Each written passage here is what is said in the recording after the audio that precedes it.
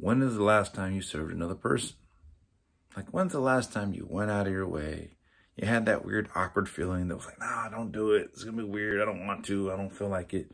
But you did it anyway. You helped another person out. You maybe bought somebody something, or you saw somebody sitting by themselves and you're like, let me go sit by them. Or maybe there's times where you had that voice that said, go do this good thing, but you had all that like, no, don't do it. It's going to be weird and awkward. And you kind of didn't do it, and you probably know you should have. I'm going to be the one to tell you, go do it. Next time you get the urge to go help someone out or go out of your way to try to do something positive for somebody else, go serve them.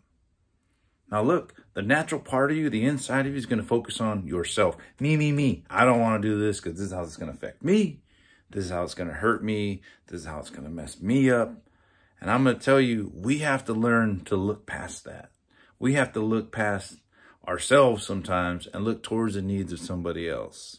It's something we need to practice as people.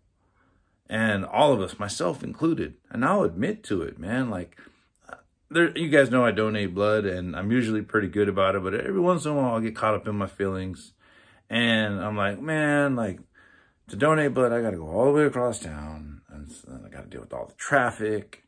It's going to take me like 20, 30 minutes just to get there. Then I'm going to have to be there for like an hour. Then they make me fill out the same questionnaire. And then same old. Last time the lady did it, it hurt. It didn't feel good. Then they got food that I don't even like. It's not the best stuff. Then I got to deal with traffic on the way back. And then before you know it, it's been like 2 hours for me to just donate blood. And when I focus on me and talk about how I lose this or I lose that, it sounds like this terrible thing. But then I force myself to do it. And as I'm doing it, I'm reminded that there might be a woman that's able to hold her baby, and her baby lived because I donated blood. And there's no words that can explain that much joy, because I did my service and because I helped out.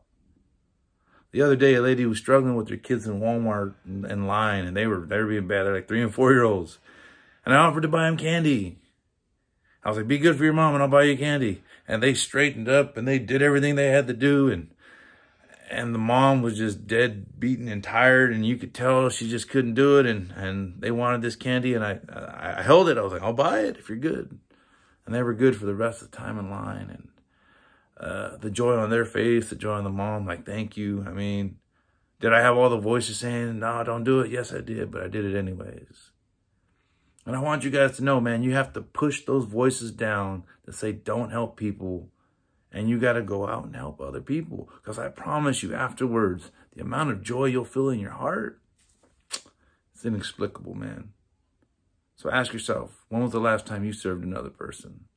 And I say go ahead and do it next time it comes to mind. You can accomplish anything you want as long as you're willing to sacrifice and put in the work. I believe in you. Go get them.